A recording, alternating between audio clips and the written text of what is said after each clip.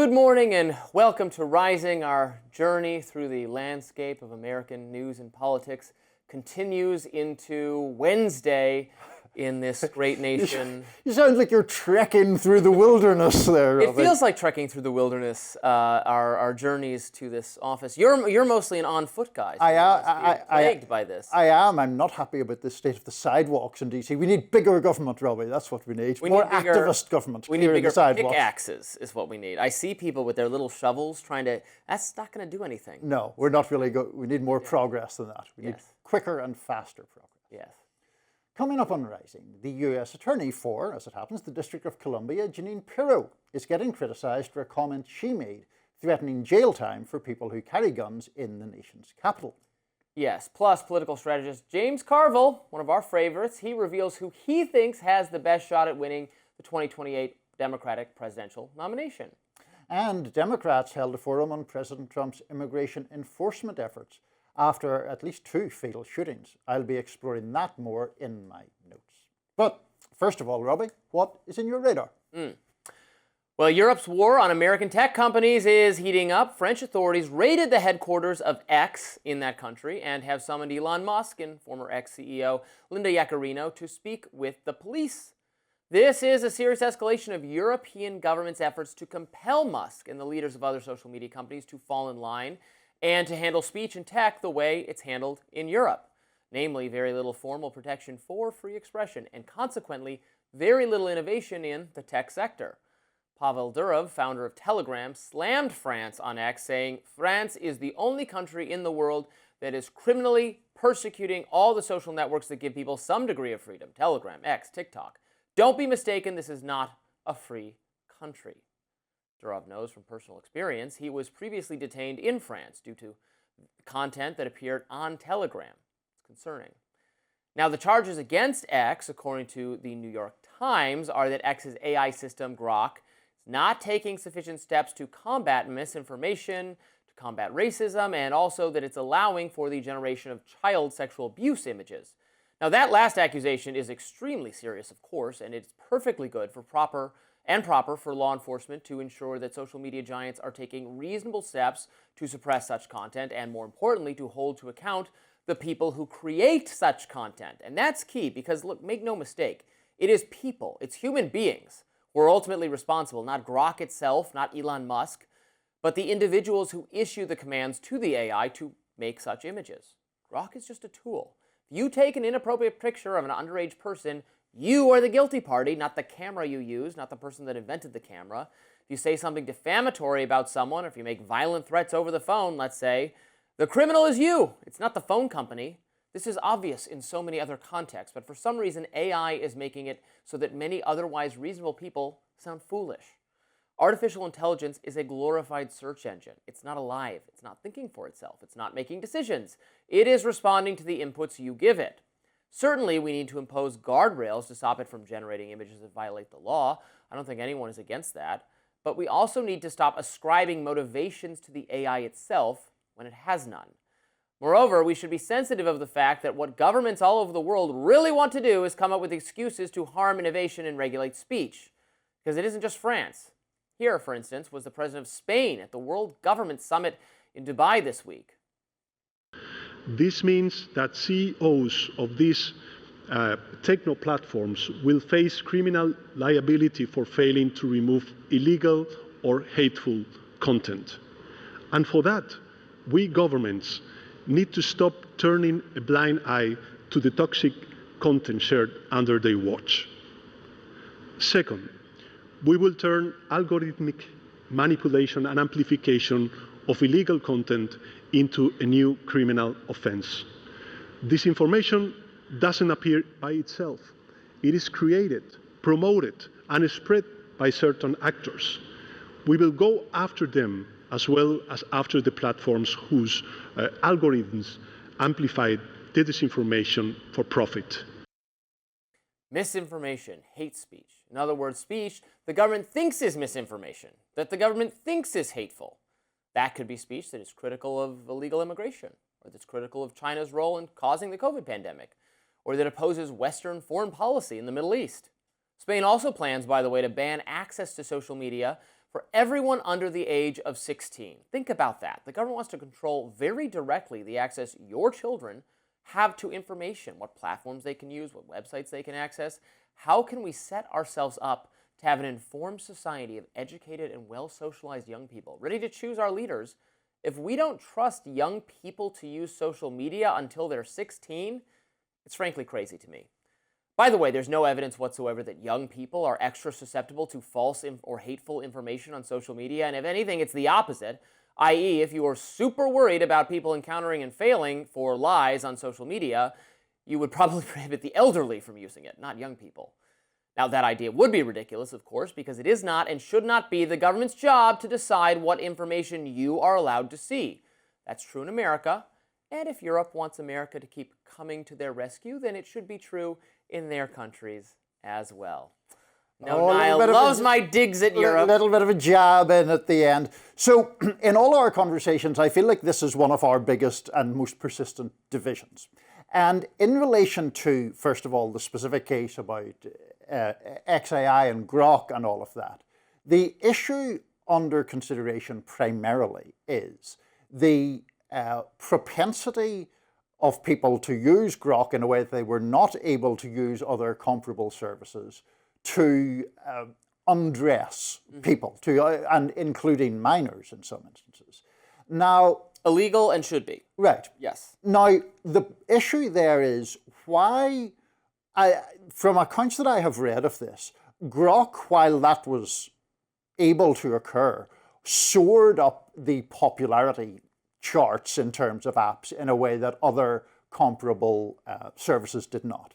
Those other comparable services had apparently had the foresight to, in some coding fashion, stop what you could do on Grok from occurring when you used their services.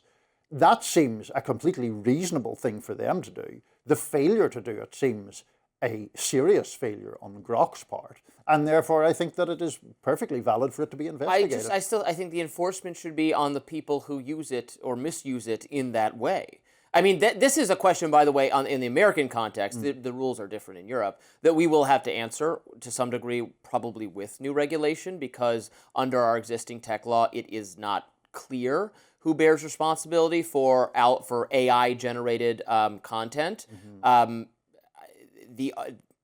I think the argument should be, again, that it's the user, because we treat speech on social media as not the social media platform's responsibility, but broadly the responsibility of the person who creates it. You can't sue Twitter for Niall's defamatory comments. You have to sue Niall. So I think it should work that way, but it's not clear in the law, so we have to change it. I wonder what you think, though, about this. You don't see any concerns here about them just wanting to stop young people, for instance, from consuming content that they politically think is, like, to speak to the war on Gaza or something like that, very popular subject on TikTok.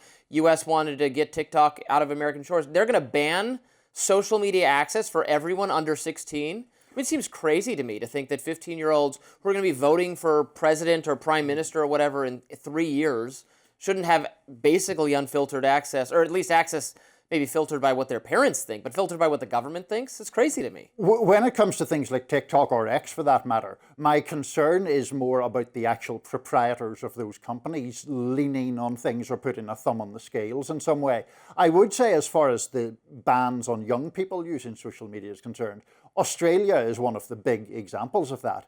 Public support in Australia for that ban was enormous. Like, polls were measuring the pro-ban sentiment at like 75-80%. I think that speaks to a fear that, in fact, far from socializing people, as I think your argument is, that there was a fear that it was in fact warping adolescent and pre-adolescent people's sense of the world and themselves and their own body image and all of that. Well, maybe I'm out on a limb by myself. I just think we're going to come to regret this knee-jerk anti-tech fervor that is taking hold. Nothing wrong with being out on a limb by yourself. Happens to me quite often.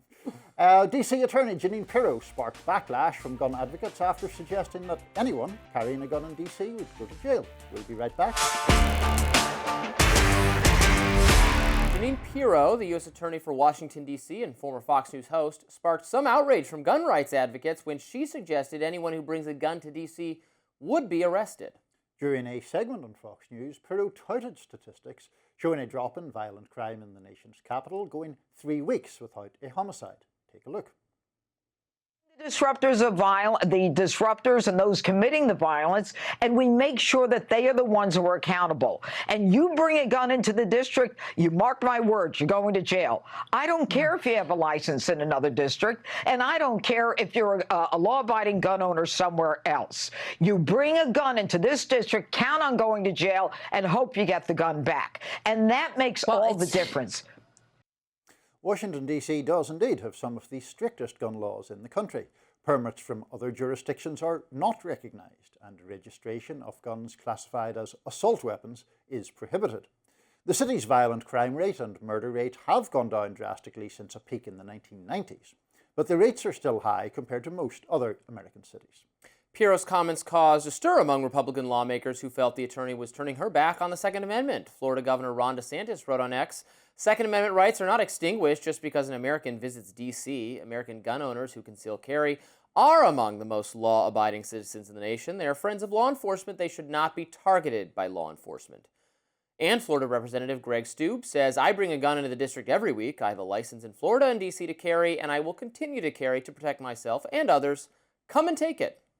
Following the backlash, Pirro quickly put out a statement on Tuesday, clarifying her position, saying the focus is on people who illegally have guns in the district. You need to be responsible, and every responsible gun owner that I know makes sure that they understand the laws, where they are going, and understand whatever registration requirements there might be. President Trump's goal here, and my goal as well, is to make sure we take guns out of the hands of criminals. There is a reason that we have the lowest homicide rate in recorded history. We're taking guns off the street, illegal guns, in the hands of criminals who want to use those guns to victimize law-abiding citizens. So the second statement is fine. I have no problem with what she said there. It was the first statement that so irritated conservatives, understandably, because she did not have those clarifications. She was saying, anyone, gun owner comes in here, they're getting arrested, and they're getting the gun taken. That is not what we want as we being Second Amendment supporters on the right. So that was very tone deaf. You're a big Second Amendment guy. Absolutely. You are. Interesting. And not out of any personal affection for guns. I've never shot a gun. I've never held a gun. But I am particularly, I think a lot of we might argue about this, ideas that are introduced about reasons for regulating guns are not as persuasive as people seem to think, because people exaggerate in their minds how much the kinds of mass shooting incidents that so stick in our minds because they're so awful, how much death and destruction that actually accounts for in America is very low. Most of we do have too much violent crime. We have too much gun crime. I concede that.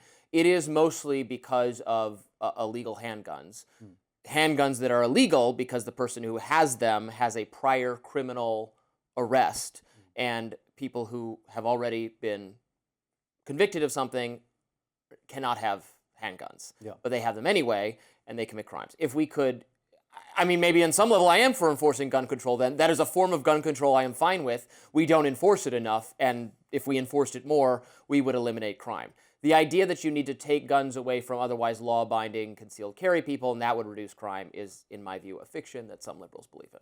Yeah, so, I mean, obviously we disagree on the big picture. I do want to get in a second back to what Pirro said, but, I mean, on the big picture, it seems to me that there's an inextricable link between the sheer volume of guns in circulation in the United States, more than one per adult person, and the enormous rates of violent crime that we see. And also, I mean, this is a very bleak area to get into, but a huge number of gun deaths or deaths by suicide. Now, that is true. I concede that. We have more suicides, and that is...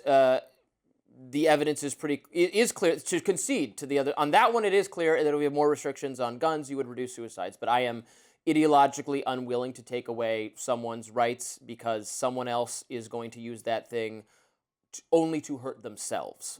We'll consider it if it's a broader harm to other people, but I am not. I wouldn't restrict it on the basis, even if it would reduce suicides. Yeah. So I think there are broader harms to other people, but we'll park that for a second, and I'll get myself into the even more unusual position of somewhat, at least, defending Jeanine Pirro, which is not something that I'm accustomed, not someone whom I'm accustomed to being aligned with. What she said was, I mean, she said it with a certain amount of vigor. Fox News vigor. Fox News vigor. But like the fact of the matter... We've all been there, girl.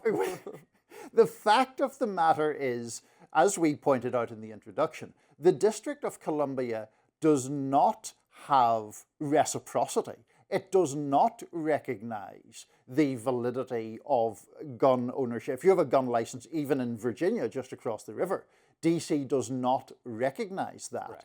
Now, the congressman... I would be for changing that. Well, I would be for changing gun laws in all kinds of ways, but that's neither here nor there as to that specific point.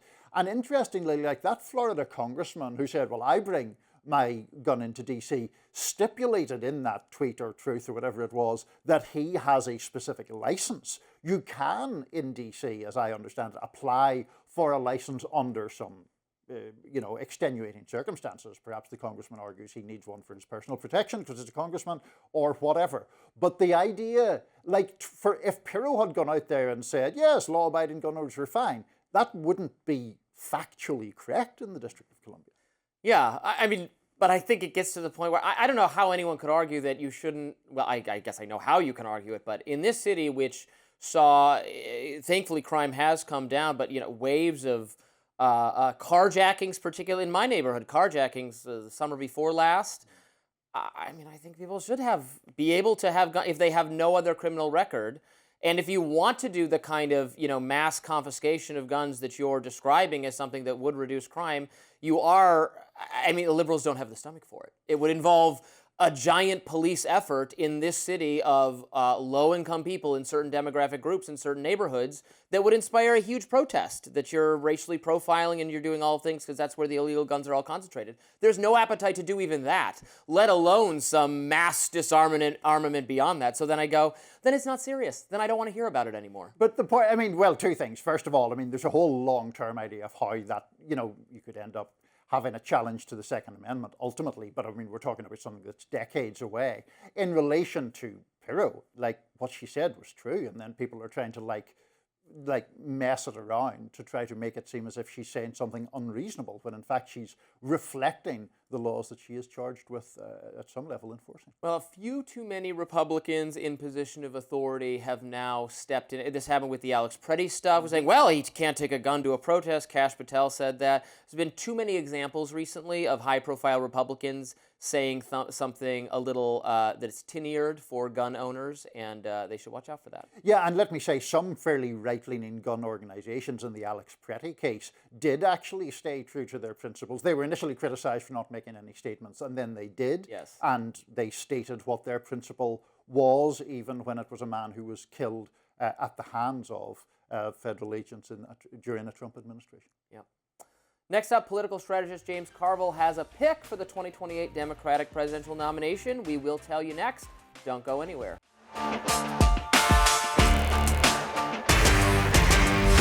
Political strategist James Carville has a pick for the 2028 Democratic primary, and it's not Kamala Harris.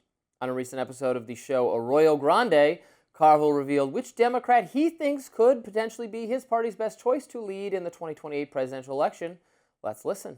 If I had to say one guy, I really don't know him very superficially, but if I were betting the Kentucky Derby and I saw this 12-1 horse and I said, yeah, I want to get a price, I'd take J.B. Pritzker. Really? Why?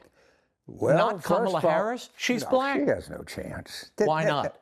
Because no Democrat wants anything to do with anybody that had anything to do with 2024. Carville then explained why he thinks J.B. Pritzker is the best guy for the job. They like him, man. He campaigns hard. I bet you there's not a black church in South Carolina that JB's not part of the building fund committee. Okay? and he's bigger than life. But wait, he won $1.5 million. He's worth $3 billion and won $1.5 million shooting craps and blackjack in Las Vegas. That makes people like him. He was saying, no. That's going to make you popular. The young black, disaffected black males go, this guy went up there and he had all that money, he fired at him. You know, if I had that kind of money, that's exactly what I would do. He's an entertaining fellow, at least. Entertaining fellow and an expert on what young black males are interested in, I guess. Apparently. Well, okay, the idea here, though, correct me if I'm wrong, is that he was analogizing this to like a sports betting thing where you could stand to make a big profit if someone is being a little bit underrated and you're picking a horse that, not that you actually think is going to win, but they're maybe a little bit more likely than the odds are giving them, so you'd make some money if, like, he's not saying, like, obviously J.B. Pritzker is not the front runner. Yeah. I think it's very unlikely that he is the nominee, but maybe it's a little bit more likely than people are giving it credit for. Yeah, I didn't think it was 100% clear what Carville was saying, because he did make the analogy you're talking about, which is suggesting that Pritzker's chances have been underrated. But he did go on and talk him up significantly. He seems to have great faith in J.B. Pritzker's campaigning abilities, generally speaking. I'm not close enough to Illinois politics to know really whether that is true or not. I find it a little challenging to imagine a billionaire winning the Democratic nomination in the current environment. I mean, unless they had absolutely preternatural political talents. I think Pritzker's fine. I mean, I think he's, you know, an assertive, forceful advocate for what he believes. But I was surprised whenever this topic came up and we were guessing who Carville would go for, and I was surprised he went for Pritzker. Yeah, I agree with Carville that anyone who still has the stench of 2024 on them, the Biden association, is going to suffer massively. That's true of Kamala Harris. That's probably true of Pete Buttigieg. I wouldn't totally rule them out on that basis, but things are not going to get better for them. And, you know, maybe they'll get better for Gavin Newsom, Josh Shapiro, AOC. Yeah. You know, we're all circling the same names. Is J.B. Pritzker in there? Sure. Is Yeah. a handful of other somewhat successful governors? Yes. But, you know, there's still going to be massive advantages of the front runner of the Gavin Newsom. Yeah.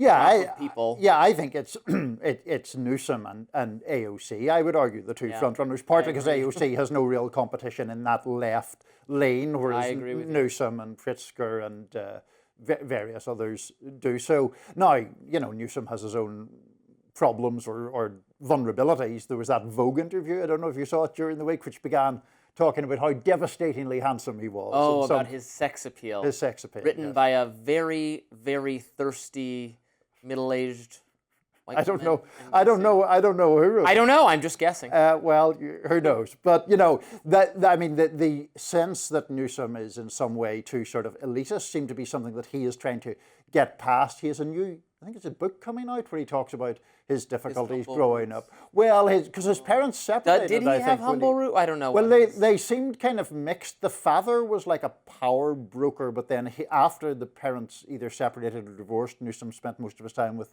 his mother, who was in much less financially prosperous circumstances and so on. So it's an interesting story. I don't know anything about his life really prior to his marriage to Kimberly Guilfoyle.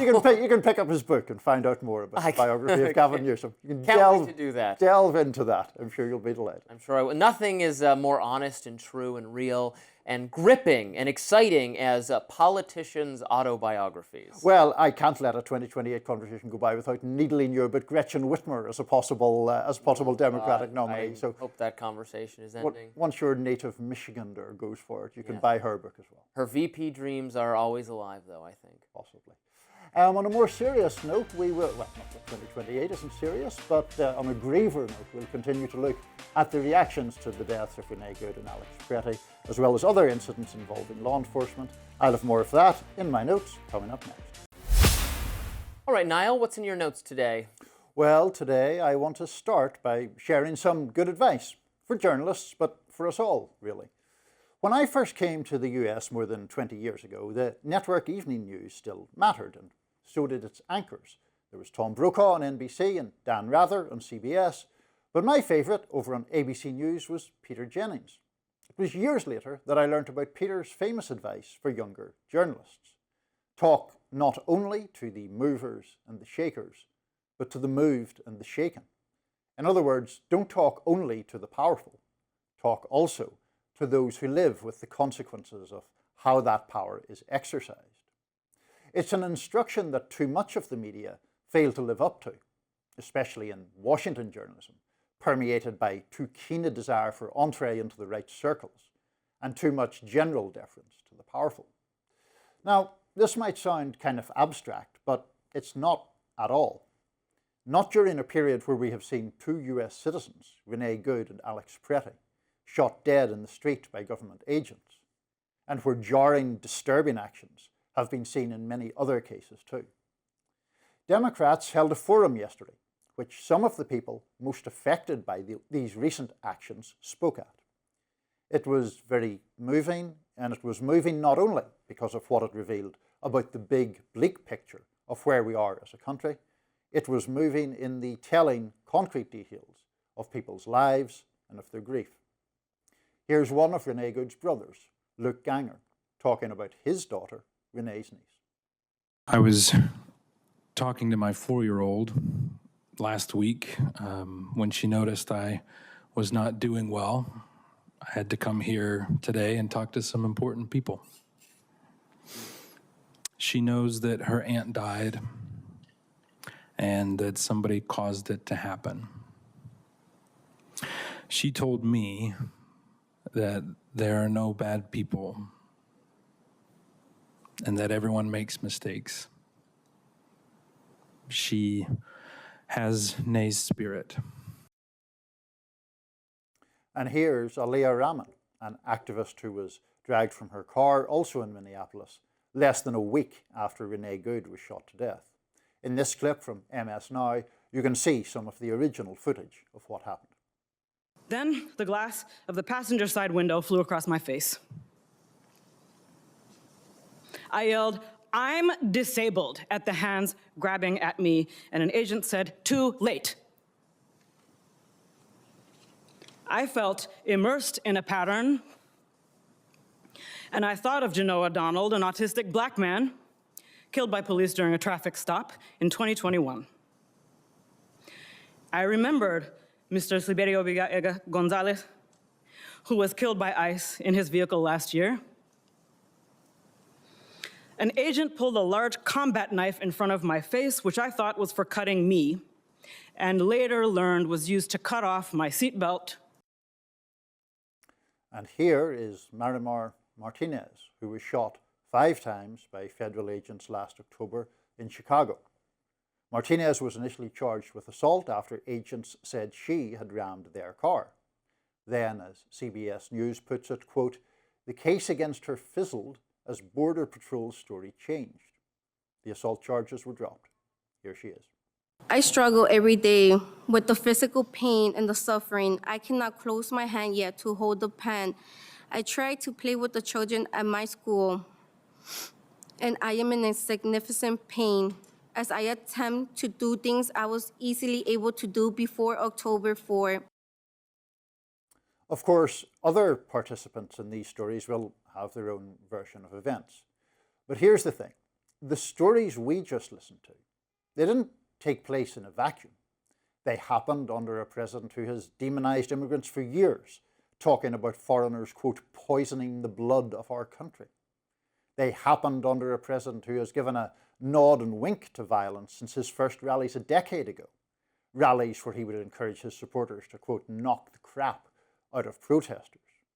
They happened under an administration that has fostered a culture of immunity and impunity for its armed agents, only to row back slightly when the public shouted stop. Here, from the Bulwark, are 2 clips of Vice President Vance 2 weeks apart.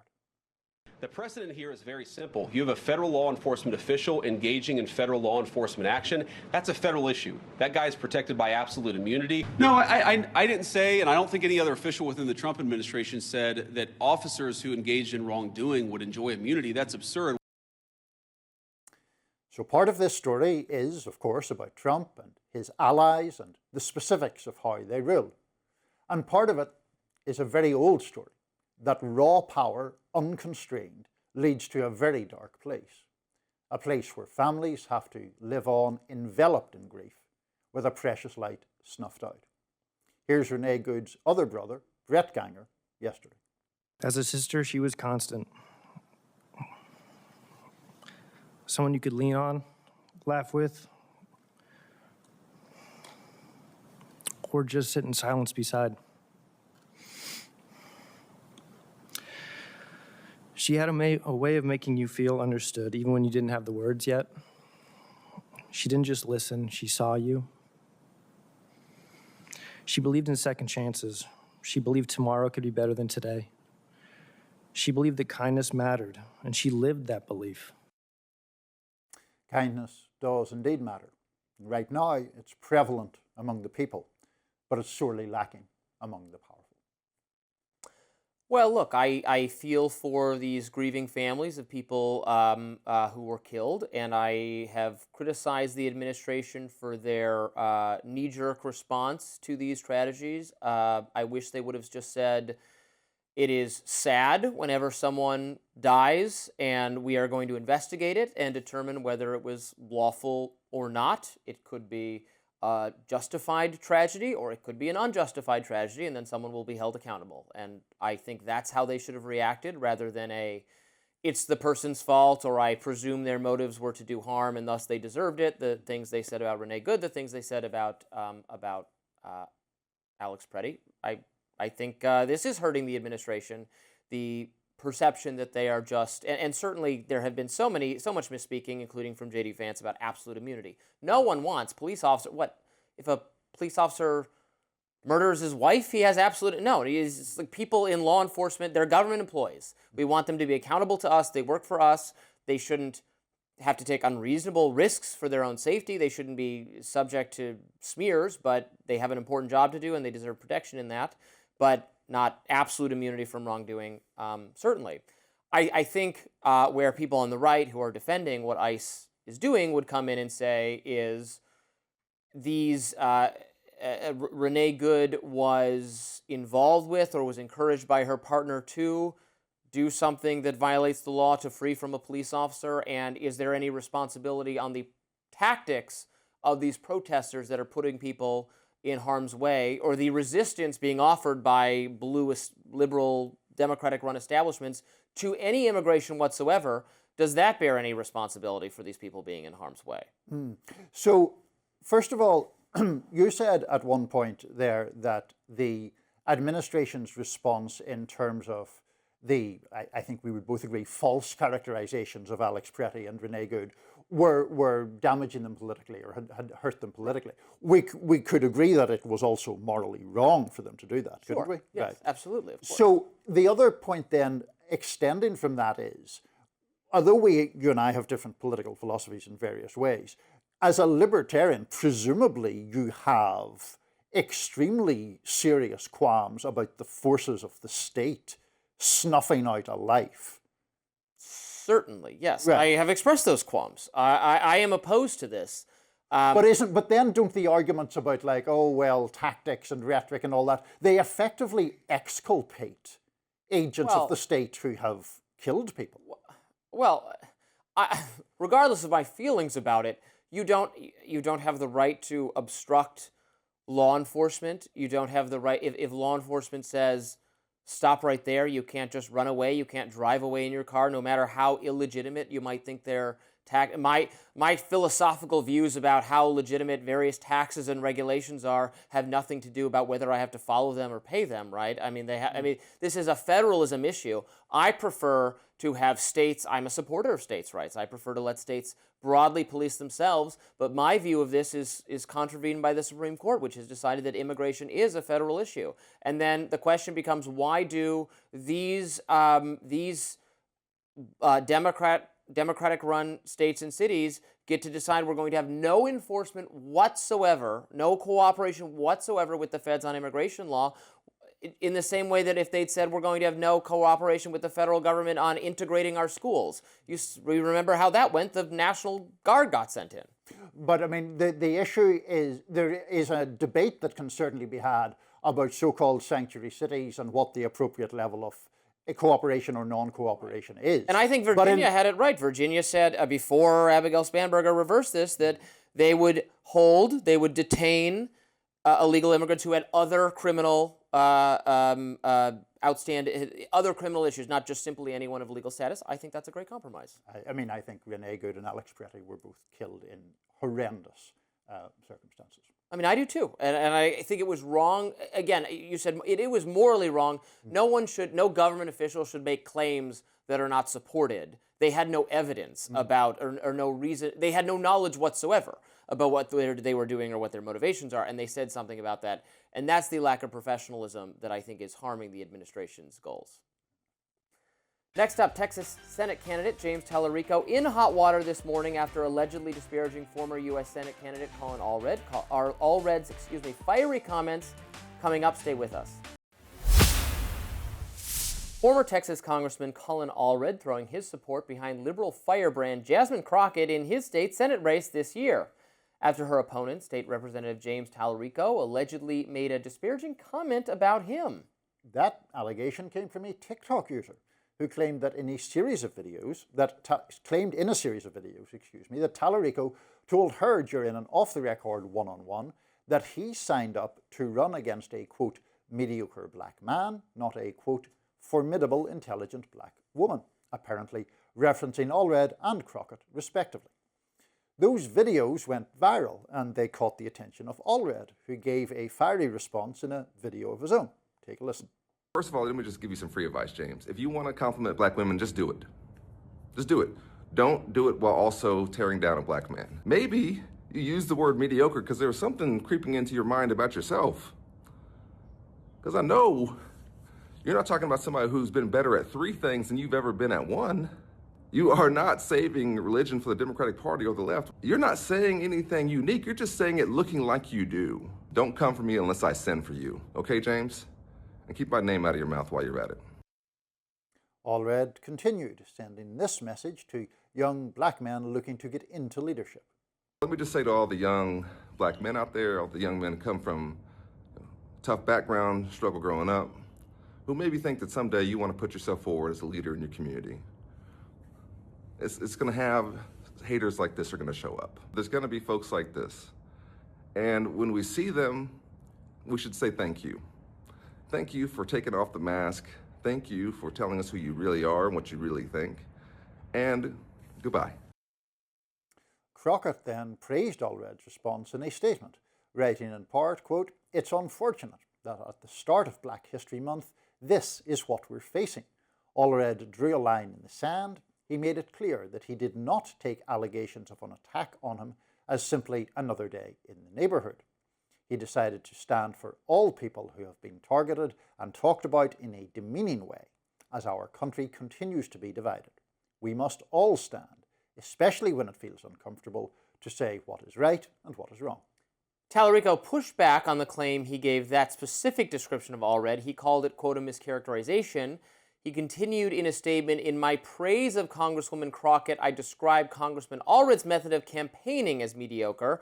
His life and service are not. I would never attack him on the basis of race. I understand how my critique of the congressman's campaign could be interpreted given this country's painful legacy of racism, and I care deeply about the impacts my words have on others." This is quite a furor. Yeah. It's interesting that it has all emerged. I mean, we'll get in, of course, the substance of it in a second. But it's like a series of TikTok videos where someone says, well, this was said. Now, the person's obviously right.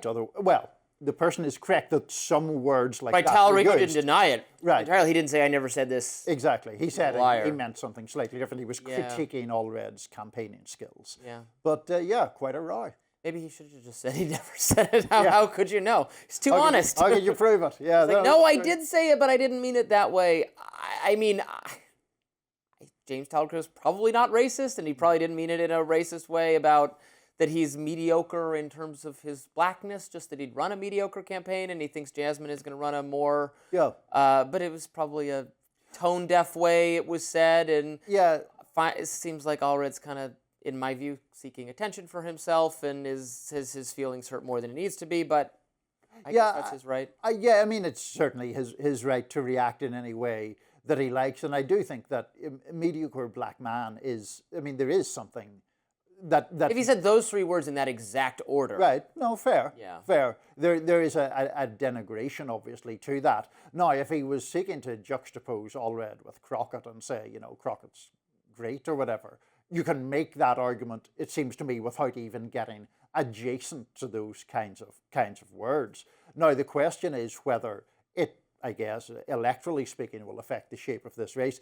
I was looking at polling in that race, and it really is all over. Yeah, well, it's pretty close and also all over the place. Like that, there are 2 polls in the last month that one gives like Crockett a significant advantage over Talarico, and the other the reverse, and then a very close poll. So it's going to be interesting to see if this is the sort of thing that could have some kind of impact. Yeah, it seems like it's either of them could have it at this point. Obviously, Republicans, I think, would rather have Crockett win it. They perceive James Talarico, they feel very threatened by James Talarico. They're concerned that he is a very electable general election candidate, particularly if the Republican candidate is Ken Paxton, who is, you already see Republicans gearing up to do the Carrie Lake effect, pick the most bombastic, MAGA beloved person who is just not generally electable. That could very much happen again. It could happen in Minnesota if they pick Mike Lindell to be their governor candidate. That could happen. So many interesting choices Republican primary voters make for themselves. Right, and primary voters on both sides. Although, you know, obviously we have seen several times people who were assumed to be unelectable turn out to be very electable at the end. So, I mean, I get what the argument is for Talarico, that he's sort of a less incendiary kind of figure. Yeah. But, you know, Crockett obviously has her capacity to really fire up the Democratic base, and maybe that'll... I mean, anyone could win. You can never make the comment, well, that person could never win. Well, you know, all these elections are 45-55. There are other factors at play. It's going to be an unfavorable climate for Republicans, probably. We'll see. I guess this is the time that I admit I'm a bad political correspondent. I'm not sure I even knew that Colin Allred was black. Personally, I'm not sure I've seen a picture of him before. Well, it has not a major enough figure on the Robby Soave radar. Well, at least Talarico Gates has raised your awareness in that respect. Then. The Pentagon is seemingly giving an ultimatum to the Boy Scouts. We'll tell you about that right after this. The Department of Defense, or Department of War if you prefer, is picking a fight with the Boy Scouts over their alleged DEI policies and threatening to withhold military support ahead of their national jamboree this year. The 10-day camping summit happens just once every 4 years and includes thousands of scouts from across the country. And it usually relies on National Guard and active duty service members for medical, security and logistical support.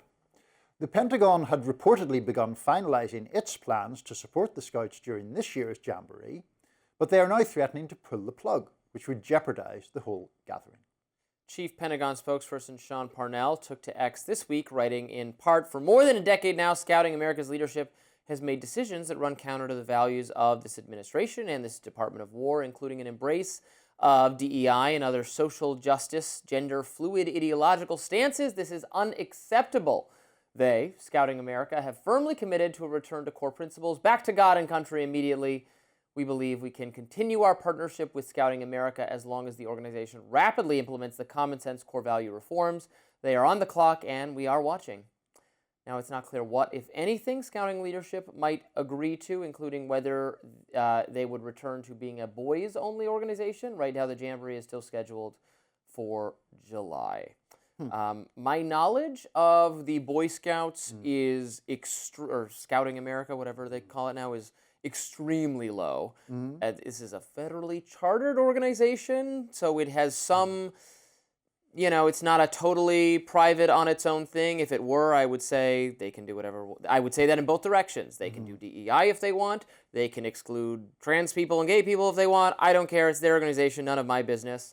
It seems it's entwined enough with government that, because they used to be, they were facing pressure to have gay scout leaders and have girls and do things. They were facing that from liberals, and now it sounds like they're facing pressure from members of the Republican administration to not do DEI, whatever that means. I frankly can't get myself very worked up about it either way. I think the organization should be able to make whatever choices it wants to in terms of its hiring in both directions, is what I would say. Yeah, I mean, I guess the degree to which I get worked up about it is the Pentagon, of all places, putting pressure on them to be anti-DEI, however the Pentagon defines that, and I suspect Pete Hegseth would define that in very different terms to people on the more liberal side of the equation. And just the sort of seeming glee in applying that pressure and the demand, what was the phrase, for God and country or something? I mean, that's just kind of saying that I automatically kind of recoil from. Well, you may recoil at that, but that is part of the organization. I mean, it was founded as a patriotic, not specific to one religion, but it had, like, there was a controversy over whether there could be Buddhists in it, because it does, you have to like have belief in one God, and it's again, it should just be on its own. It should be, it's an organization that makes its own determinations and should not really be the guy. But it's not jarring from the organization's perspective to say it should be about God and country. No, but I mean, that's probably one of the reasons why, you know, even when I was a kid, like in the north of Ireland, they had a version that was affiliated with the Presbyterian Church called the Boys Brigade. My mother had gone to the girls' equivalent when she was a kid and enjoyed it. I hated the Boys Brigade because it was wrapped up in this combination of sort of religion and, like, I mean, I was about 7 years old, these kind of quasi-military drills and marching and, I don't know, very strange. So I don't, you know, I'm not somebody who has a great affinity with these organizations in the first place. Just the general push or mocking of DEI things, I tend to be skeptical of. I am for organizations that provide healthy, fun, outdoor activities for young people, for boys and girls, for proper social behavior, you know, especially in this time period where we're so concerned about kids being too addicted to their phones and not, you know, doing enough healthy, constructive playtime. I'm in favor of that, so I would be sad to have it canceled for this reason. I think it can do a lot of good. That does it for us on Rising Live today. Look out for more exclusive YouTube content coming your way later today. And be sure to like, share, and subscribe to the Hill's YouTube channel so that you never miss any content. And for those of you who like to listen while on the go, we're now available anywhere you listen to podcasts. We will see you later. Take care. Melinda French Gates, the ex-wife of Microsoft founder Bill Gates, says that her former husband is going to have to answer for the allegations made against him in the Epstein files. Bill Gates' name shows up multiple times in the most recent batch of documents released by the DOJ. In one email, Epstein appears to accuse Bill of needing medication to treat a sexually transmitted disease. Epstein suggests Bill actually wanted to give the medication to his wife without her knowing. It's absolutely disgusting. Here was Melinda talking about the allegations. For me, it's personally hard whenever those details come up, right? Because brings back memories of some very, very painful times in my marriage, but I have moved on from that. I purposely pushed it away and I moved on. I'm in a really unexpected, beautiful place in my life. So whatever questions remain there of what I can't even begin to know all of it, those questions are for those people and for even my ex-husband. They need to answer to those things, not me. Bill and Melinda were married in 1994 and they divorced in 2021. 3 years after the divorce, Melinda left her role as co-chair of the Bill and Melinda Gates Foundation. A spokesperson for Bill Gates calls the recent claims made about him, quote, absolutely absurd and completely false. A statement shared with The Hill says, quote, the only thing these documents demonstrate is Epstein's frustration that he did not have an ongoing relationship with Gates, and the lengths he would go to entrap and defame. The New York Times reports that beginning in 2011, Bill Gates went to Epstein's Manhattan townhouse multiple times to discuss the possibility of raising funds for the Gates Foundation. And since Epstein's death in 2019, Bill has repeatedly expressed regret over his decision to associate with Epstein, but maintains that the two did not have a real business relationship or a friendship. Lots to get into here. Yeah. Really disgusting accusations against Bill Gates. Now, to be clear, these are not messages between Bill Gates and Epstein. These are messages Epstein sent to himself as a draft, seemingly, or something like that. So where it's basically like he's not getting what he wants out of Bill Gates anymore, and he's like, but I know that he needed this. He wanted to get medicine for sleeping with a prostitute or something of that nature. Again, that's not confirmation it happened. That's not Bill Gates saying it, so you got to be a little careful. It seems pretty clear that Bill Gates, we've already knew this before these files, that Bill Gates is one of those figures who continued to have way too much contact and friendship with Bill Gates well past the point in which there's any plausible deniability for awareness of what he did, and that's bad judgment on his part. Maybe it's as bad as it is now. I wouldn't put it past anyone to want to ask Bill Gates questions about this. What he was contemplating in the subject of what we just read is pretty awful and maybe even criminal, frankly. Giving somebody medicine against their will. Oh, right. He wanted to give it to her because he worried he'd infected her or something of that nature. Did he want to give the medicine to her? Did he want to take it without her knowledge? He wanted to give it to her? I think so, yeah. Oh. To make sure he hadn't passed it. That seems very dodgy. Again, we don't know that any of this is true. Right. It could be secondhand. It could be Epstein recalling it in that way or just wanting to threaten him with something that isn't true. Look, we know Epstein's game. He was himself a sexual predator, and then he had all these famous and wealthy friends whose influence he collected and who he sought power over.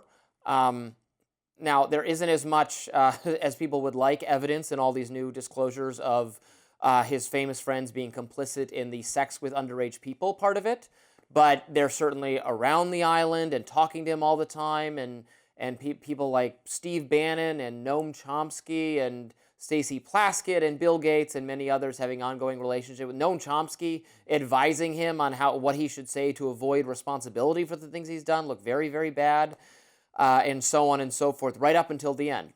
So that's all very bad and all very damning and should color our perception of these people. There's not the smoking guns a lot of partisans, however, we're looking for in terms of the Clintons or Trump or others. Nothing. Yeah, nothing. Well, so first of all, I mean, in terms of Bill Gates, there's no criminal allegation against him, and he obviously denies wrongdoing, as do many of these other people. Right. And the issue which you raised about judgment in relation to Epstein is a much more salient one. Many of these people retained contact with Epstein after the initial conviction, he pleaded guilty. And Bill Gates has sought this massive global role in being an expert, a moral authority on some level for public health and for a set of policies that I've criticized and other hosts on Rising have criticized, our viewers were very suspicious of, involving compulsory vaccination, compulsory all sorts, a more global perspective on public health, cooperation with international health authorities, who I think are sometimes wrong.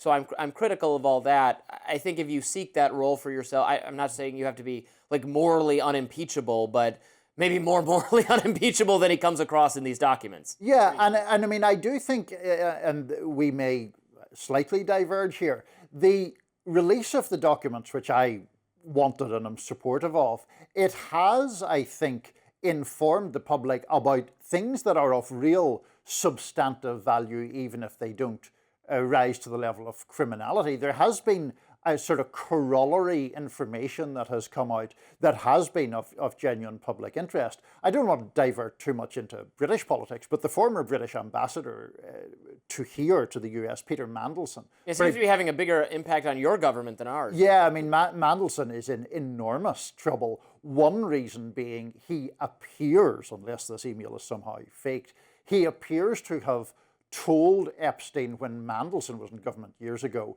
about very sensitive details about the British government's plans. You can't do that, to anybody, not least someone who is of a nationality other than the government in which you're serving. So those kinds of details, I think, are very, very important. And the judgment question does come up, and the general sense of a kind of circle or cabal of people who are all in league with each other in a kind of cozy, friendly way, even if that does not rise to the level that every member of that circle is therefore culpable of crimes, which clearly they're not. Yeah, that's all true. I do think it requires a degree of nuance, and I have a piece in the Free Press today expressing some reservations I have about these disclosures. I'll probably cobble together a radar on this tomorrow. I certainly think we've learned noteworthy things, and I supported the release of the files because this is an exceptional case of high public interest and a perception, a correct perception that the law enforcement aspect of this was mishandled and that there are things we don't know and the public needs to know. So I get it. That said, I mean, there's a reason they don't usually just release investigative files. I mean, releasing the emails themselves is one thing, so we can read them all and decide for ourselves. But they're releasing, also they're releasing photos where they put, excuse me, black boxes over people's. Well, you can make that look more suggestive than it is. I saw everyone going nuts on this longtime friend of Bill Gates, there's a photo of him and these 3 children. He's got his hands on one of the underage people's legs, and it's all black boxes. It's his own kids. It's him and his wife with his own kids. And again, that went super viral. Oh my God, here's one we got, one of the pedophiles. Yeah. Like, you have no idea what you're talking about. And then and I saw again the idea trending that Jeffrey Epstein introduced Melania and Trump to each other, and they said, oh, it's confirmed, it's in the Epstein files. Well, no, there's an investigative record where someone told an investigator that. So that document exists. But that doesn't mean that's true. That's just what that person told that investigator. That account has been contradicted by Melania and Trump. You can take that for what it's worth. Also, I think by the timeline, and they sued the Daily Beast and Michael Wolff to have it taken down, and they won. So, or they got them to agree to take it down. So just because that information is in the Epstein files, that doesn't make this in the Epstein files is now becoming that doesn't mean found guilty of sexual misconduct, or even that it's true. And I'm wary of like a witch hunt mentality that's developing around these things. Yeah, I mean, I am not deaf to that argument, and it is certainly, I think, something that people in the media have to be responsible about when there is often very lurid but very uncorroborated information publicly released. I do think that the Epstein matter was so exceptional and so unusual and involved so many very powerful people in politics and outside of politics that the public appetite was quite understandable for greater disclosure. The public suspicion of a cover-up was very high, and it is therefore useful to release as much as you can to try to ameliorate that issue. Yeah, I hear that, and I am not saying I disagree with that necessarily, but I think we ought to maybe very much keep to the idea that this is going to be the exception. I think if this starts becoming the rule, that we have to release everything in every investigation. Every file you have on this person, even if it's uncorroborated. You know, in an era of weaponized law enforcement both ways, this seems like it could cause a breakdown of trust in our society. Well, sure. This is a special case. I agree. Yeah, no, it is a special case. I take your broader point, not least because your broader point would give a license to anyone who has a enmity or vendetta towards someone to just make. Right. It then encourages fictitious allegations, basically. I'm not saying that's happening in the Epstein case. I think it's exceptional for all sorts of ways, but I take the broader point. Well, we will discuss that more tomorrow. Look forward to that. Up next, Don Lemon speaks out about his arrest with Jimmy Kimmel. Don't go anywhere. Independent journalist and former CNN anchor Don Lemon appeared on Jimmy Kimmel Live late Monday to address his recent arrest by federal officers. Lemon said there is a difference between a protester and a journalist, revealing that he tried to surrender to the feds days before he was handcuffed. Let's take a listen.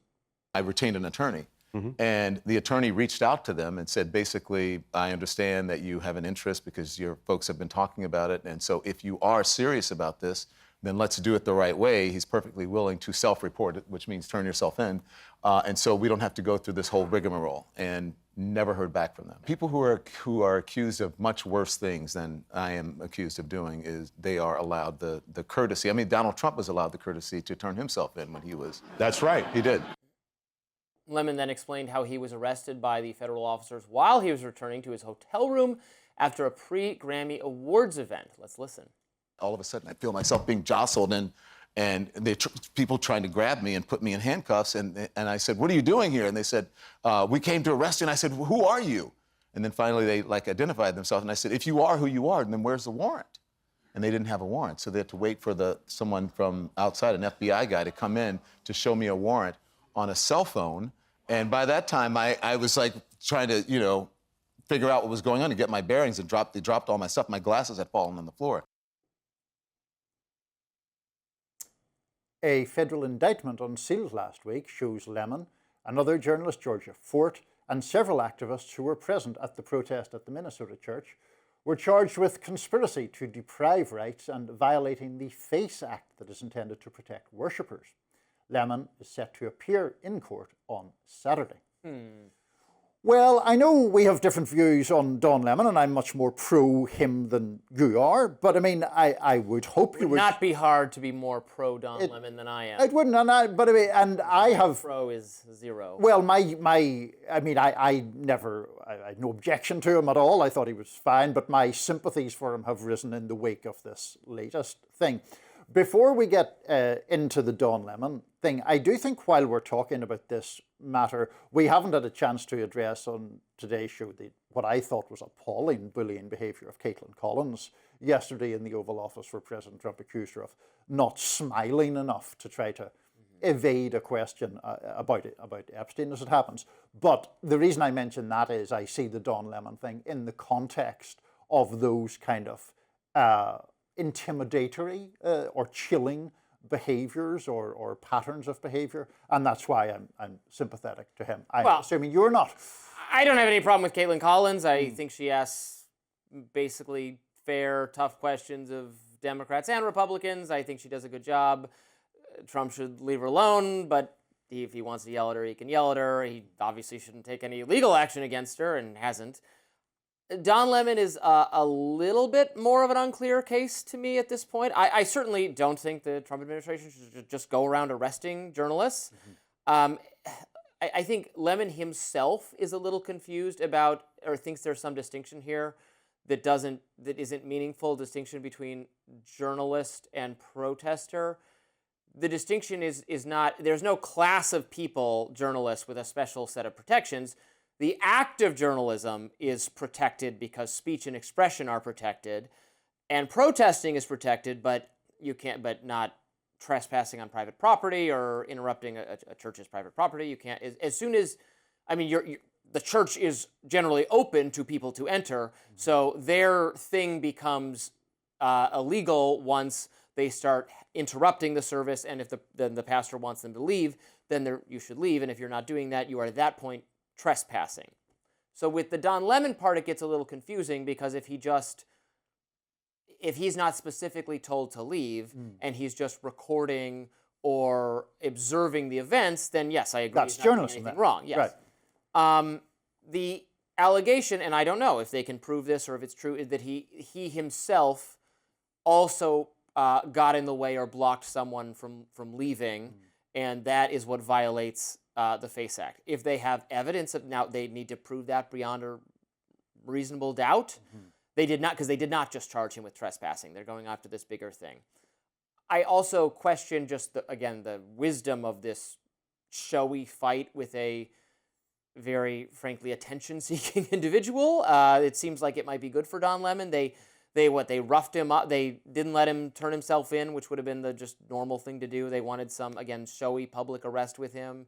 That doesn't seem like, that seems to, like, they're seeking attention now, and I think that's a bad incentive on the government side. So I'm certainly bothered by it, but I haven't been able to see the evidence that he did the thing if he did the thing they said he did, then that does violate the law and is not protected First Amendment speech. So I would guess, push back on the attention-seeking part in the regard as it is directed by you against Don Lemon, because the the forces of the government here have come down on him. We'll get to the specifics in a second. But the forces of the government have come down on him and charged him with something. He obviously believes and argues that that action is unjust.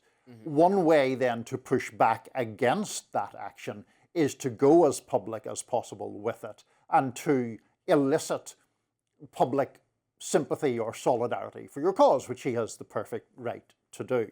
Now, in relation to the indictment or the charges against him, one of the reasons I am enormously skeptical is there is some phrasing somewhere in this case about his interview with the pastor. Yeah. And it's like something to the effect of like Lemon and someone else surround the pastor or position themselves on each side of him. Like if you're interviewing someone in person, you're going to be in proximity to the person. That does not remotely mean you're somehow like blocking their escape in some way. Now, the bigger topic, I think, is the danger of the use of specious or ill-founded charges to open the door for prosecutorial actions against journalists and reporters generally.